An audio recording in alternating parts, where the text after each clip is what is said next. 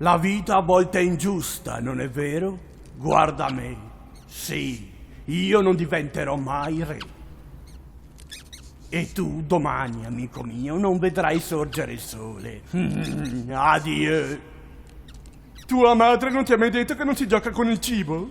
Ah, che cosa vuoi? Sono qui per annunciare l'imminente arrivo di Re Mufasa, perciò è meglio che trovi una buona scusa per la tua assenza alla cerimonia di questa mattina. Con le tue chiacchiere, Zazu, mi hai fatto perdere il pranzo. Ah, perderai molto di più quando il re farà i conti con te. È infuriato come un ippopotamo con l'ernia. Sto tremando di paura. Avanti, Scar, non guardarmi in quel modo. Aiuto! Scar? Mollalo. Un tempismo impeccabile, vostra maestà.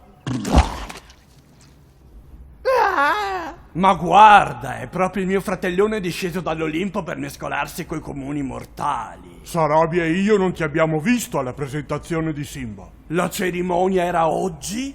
Oh, quanto sono mortificato! Deve essermi sfuggito di mente. Sì, beh, per quanto la tua mente possa essere sfuggevole, come fratello del re avresti dovuto essere in prima fila! Beh, ero io il primo della fila, finché non è nato quel micio spelacchiato. Quel micio spelacchiato è mio figlio, ed il tuo futuro re. Oh, dovrò perfezionare la riverenza. Non voltarmi le spalle, Scar! Oh no, Mufasa. Forse sei tu che non dovresti voltarmi le spalle. Mi stai sfidando? Stai calmo, non mi sognerei mai di sfidarti, no. Peccato, perché no? Per quanto riguarda la materia grigia ne ho a sufficienza, ma se parliamo di forza bruta lo sai. Temo che l'impronta genetica sia piuttosto carente. Ah, ce n'è uno in ogni famiglia, Sire.